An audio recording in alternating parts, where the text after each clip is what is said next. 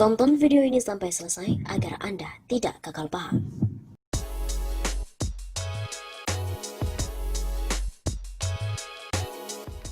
Pohon langka yang ditanam Jokowi mati disambar petir. Pohon langka jenis Mersawa yang ditanam oleh Presiden Jokowi di hutan pers Taman Spesies Endemik Indonesia, Kalimantan Selatan pada Februari lalu, kondisinya kini sangat memprihatinkan. Dari pantauan Redaksi Radar Banjarmasin 14 Oktober, pohon yang berusia sekitar 20 tahun tersebut terlihat mengering. Saat dikonfirmasi, Kepala Subbagian Tata Usaha UPTD BPTH pada Dinas Kehutanan Kalsel, Agung Hananto mengatakan pohon Jokowi mengering atau meranggas dikarenakan sudah mati setelah tersambar petir pada awal Agustus lalu. Akibat kena petir ya mati. Begitu katanya kepada redaksi Radar Banjarmasin. Agung juga mengungkapkan pohon yang ditanam Pak Jokowi nantinya akan dilakukan pergantian dengan jenis yang sama. Pergantian pohon menunggu curah hujan sudah tinggi agar tanaman bisa tetap tumbuh. Sementara itu, peneliti Litbang Kementerian LHK Banjarbaru Rusmana mengatakan mengeringnya pohon hal yang biasa terjadi ketika baru dipindahkan. Apalagi pohon yang dipindahkan relatif besar, jadi perlu waktu untuk beradaptasi. Menurutnya, tindakan pemeliharaan harus tetap dilakukan untuk kelangsungan hidup pohon. Pohon Jokowi adalah jenis Mersawa yang ditanam di kawasan perkantoran Pemprov Kalsel pada peringatan Hari Pers Nasional 2020 di Kalimantan Selatan. Pohon khas Kalsel tersebut dicanangkan menjadi simbol hutan pers Taman Spesies Endemik Indonesia. Pohon langka Mersawa setinggi 12 meter di Taman Hutan Pers di kawasan perkantoran Pemprov Kalimantan Selatan mati. Padahal pohon tersebut ditanam langsung oleh Presiden Joko Widodo dalam rangkaian Hari Peringatan Pers Nasional atau HPN 2020 di Kalimantan Selatan pada hari Sabtu 8 Februari yang lalu. Dilansir dari berbagai sumber, Kepala Subbagian Tata Usaha UPTD BPTH pada Dinas Kehutanan Kalsel, Agung Hananto, membenarkan bahwa pohon langka itu telah mati. Agung menyebut bahwa pohon Jokowi mengering sebab mati kena sambar petir pada Agustus yang lalu. Kabar itu pun langsung saja netizen dan warganet berikan komentar. Misalnya dari akun @hasib_hasibuan, "Sumpah saya hampir salah baca berita ini. Kirain Pak Jokowi yang tersambar petir. Bangke lah." Ada pula komentar dari @janji Prastio, "Penting sekali ya untuk kita tahu pohonnya Pak Jokowi itu disambar petir." Ada pula dari akun @yudiapi, "Kalau disambar petir kemungkinan tidak akan ada sisa daun di atas. Kemungkinan besar cara treatment pemindahan tanamannya yang kurang baik. Untuk tanaman sebesar itu perlu perlakuan khusus ketika penggalian dan pemindahan tanaman." Ada pula komentar dari akun @bagusdg97. "Jelaslah disambar petir, secara pohonnya ditaruh di tengah tanah lapangan. Jadi dia satu-satunya puncak tertinggi di area itu, makanya kena sambar petir sawah." Ada pula dari akun @maimarmas. "Kasian pohonnya menderita, kenapa harus pohonnya sih yang disambar petir?"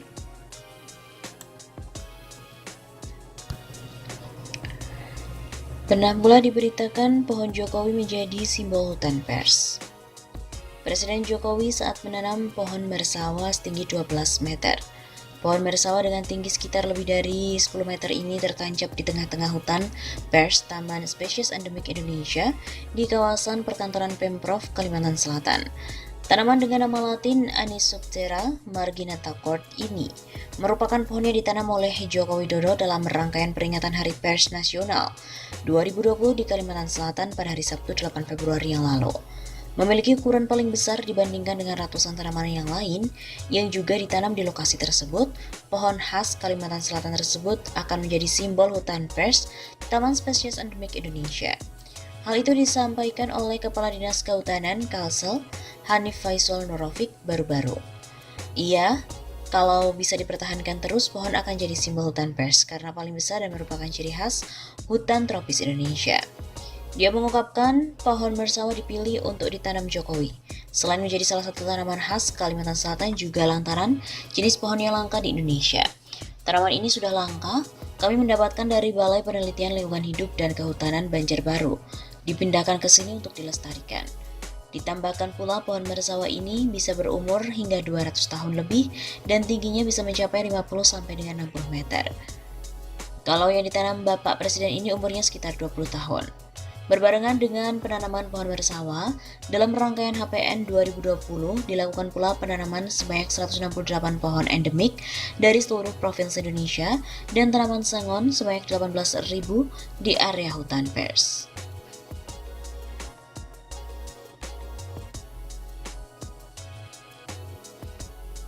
Hanif juga menyampaikan luas area hutan pers mencapai 6,3 hektar dan akan menjadi ikon Kalimantan Selatan. Peresmian hutan pers sebagai permulaan dari kegiatan pembangunan kebun bibit desa di Kalimantan Selatan. Seperti diketahui, pemulihan kondisi daerah aliran sungai yang kritis perlu dilakukan rehabilitasi hutan dan lahan. Selain hutan pers, dalam puncak HPN, Jokowi juga meresmikan Taman Hutan Hujan Tropis Indonesia yang sebelumnya diberi nama Miniatur Hutan Hujan Tropis. Hanif mengklaim hutan pers dan Taman Hutan Hujan Tropis Indonesia hanya ada di Kalimantan Selatan, karena menurutnya sebelumnya belum pernah ada peresmian dua jenis hutan tersebut di provinsi lain.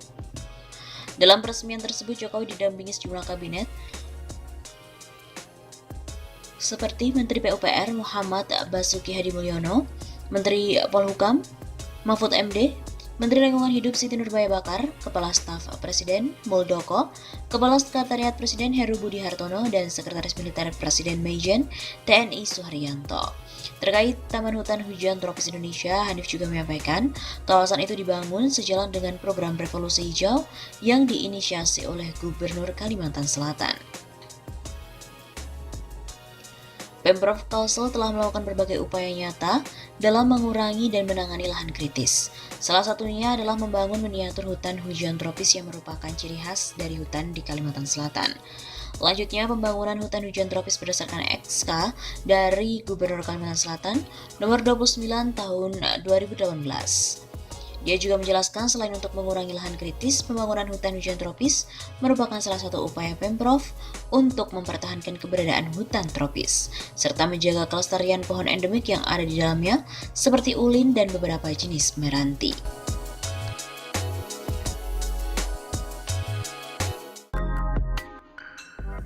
Presiden Gadungan. Presiden Gadungan adalah terjemahan dari fake presiden, bukan presiden sebenarnya. Ini bisa berarti presiden tidak kompeten, baik sebagai seorang kepala negara atau kepala pemerintahan. Ia bisa sebagai boneka yang dimainkan oleh orang, kelompok, atau kekuatan lain. Fake presiden dapat juga identik dengan presiden abal-abal. Presiden Gadungan juga disebabkan delegitimasi jabatan berupa hilangnya kepercayaan rakyat. Keberadaan presiden dinilai hanya merepotkan. Rakyat menderita oleh perilaku politik presiden yang dianggap tak berkualitas dan tak memiliki sensitivitas. Hal seperti ini adalah efek dari orientasi yang hanya pada diri dan kroninya. Lalu, rakyat pun menjadi bulan-bulanan dari slogan yang hanya bernilai pencitraan. Presiden Gadungan atau fake presiden adalah pemimpin yang ilegal.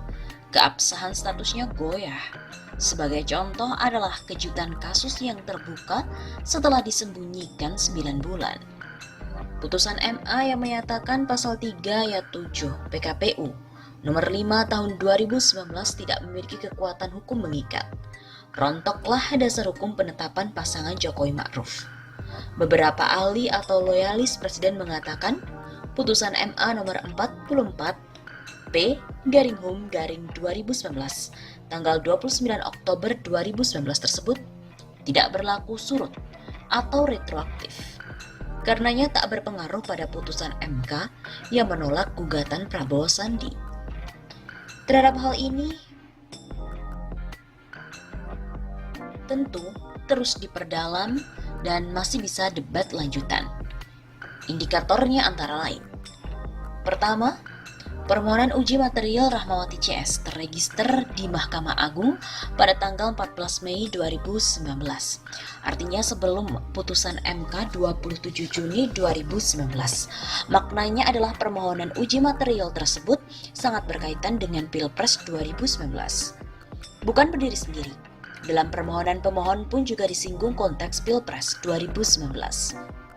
Kedua, Majelis Hakim yang memeriksa dan mengadili permohonan uji material pasal 3 ayat 7 PKPU tersebut patut mengetahui dan menyadari bahwa uji material ini berkaitan dengan proses Pilpres 2019. Sehingga jika asas retroaktif tak bisa diberlakukan, putusan akan tegas mengatakan keberlakuan putusan untuk Pilpres yang akan datang, atau penafsiran argumentum a contrario. Ketiga, tafsir bahwa MK telah memenangkan pasangan Jokowi Ma'ruf, sehingga putusan MA tidak berpengaruh pada hasil Pilpres, bisa keliru total. Masalah yang diputuskan MA adalah tidak memiliki kekuatan hukum mengikatnya pasal 3 ayat 7 PKPU, sedangkan pasal tersebut justru menjadi dasar hukum dari penetapan pasangan Jokowi Ma'ruf.